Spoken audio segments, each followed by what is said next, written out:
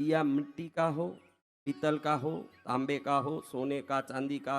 चांदी के दिए भी रखते हैं, बड़े बड़े दिए लगाते लोग। दिया पृथ्वी तत्व है। क्या तत्व है? मिट्टी का होता है। अगर मेटल का भी है तो मेटल कहाँ से निकलता है? तभी मेटल कहाँ से निकलते हैं? तांबा, पीतल, सोना, चांदी, पृथ्वी तत्व। तो शुक्र है दिया। क्या है?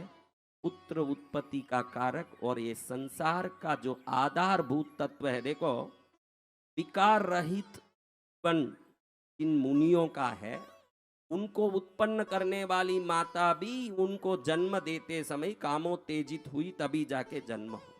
संसार चक्र का निरंतर चलन के लिए ये व्यवस्था बनी कि पुरुष के संपर्क से पुत्र होता है। इसका मूल कारण शुक्र है। कौन है? तो एक दीपक जलाते हो तो उसमें भी मूल कारण तो दिया ही है। क्या चीज है? अबे दिया ही नहीं है भाई, तेल थोड़ा कम डाल सकते हो, बत्ती छोटा डाल सकते हो, माचिस नहीं है तो पड़ोसी से आग लाके लगा सकते हो। दिया ही नहीं है तो क्या करोगे? तो दिया शुक्र है। बेस क्या चीज है? इस संसार चलन का बेस शुक्र है। जिसके शरीर में शुक्राणु कम है उसको डॉक्टर बोलता है कि स्पर्म काउंटिंग कम है, इसलिए बच्चा नहीं हो। उसको हिंदी में शुक्राणु कहते हैं। शुक्र का अणु। क्या अणु? क्या अणु? तो दिया शुक्र है। में घी या तेल डालते हो, ये चंद्र है। क्या है? चंद्र घटता बढ़ता है कि नहीं? अभी आपने घी तेल डाल दिया और आग लगा दी, अब वो क्या होगा? ये चंद्र है।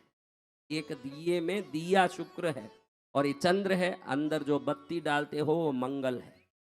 बत्ती क्या है? बत्ती का अग्रभाग बुद्धि है, बुध है। बत्ती जो अंदर है वो मंगल है। बाहर थोड़ा भी नहीं हो तो दिया जलेगा क्या? इतना रखोगे तो ये आग लगेगा ना। वो बुध है।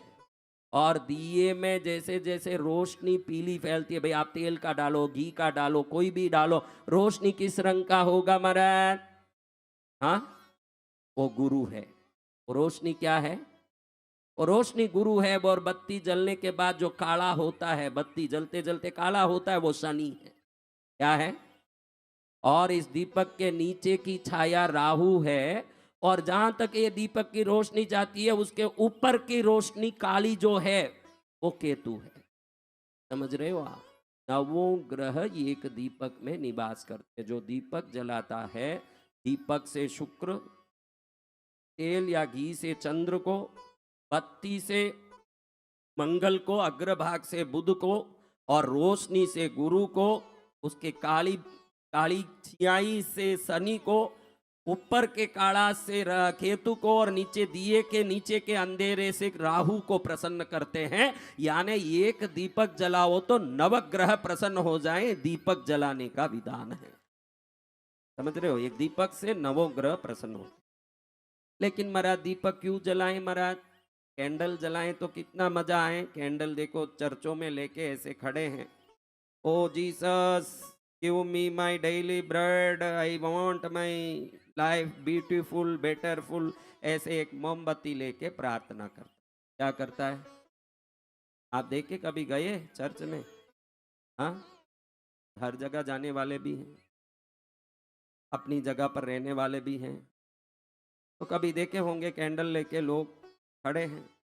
हम क्या जलाते हैं? हम क्या जलाते हैं? तो वो लोग हंसते हैं, इन मूर्खों को मालूम नहीं है सब तेल नीचे गिरता है, ऊपर गिरता है, पोल्यूशन होता है, धुआं निकलता है। और हम तो पैराफिन से बना हुआ वैक्स का कैंडल जलाते हैं, वो गल जाता है। बड़े हम व्यवस्थित समझ के। उन मूर्खों को समझ नहीं है कि इस ब्रह्मांड में अगर किसी को साइंस कह सकते हैं तो वो विज्ञान को नहीं, विज्ञान को भी जन्म देने वाली अध्यात्म को ही विज्ञान की भी मां बोल सकते हैं। और अध्यात्म की ताकत सनातन भारत धर्म में ही है, और कहीं है नहीं। अब आपको बताऊं तो ये समझ पड़ेगा, बराबर बताना पड़ेगा, ये त्रिदेवों को बताना। कहीं जाके सनातन की महिमा मंडित करोगे तो ये धर्म की महिमा तो तब है। आप सबको मैं खास करके कहना चाहता हूं जो बोलते हो, धर्म की महिमा तो तब है जब धर्म की महिमा मंडित करो। आप लोगों को जितने भी संचालक कोई भी रहे, गुरु को प्रसन्न करें, भगवान को प्रसन्न करें, मंच को प्रसन्न करें, लोगों को प्रसन्न, चिंता ही मत करो कि कोई प्रसन्न हो। हमको जिसने भेजा वो सूक्ष्म दैविक ईश्वरीय शक्ति प्रसन्न हो जाए तो बस है, ये विश्वास से काम करें तो बहुत हो।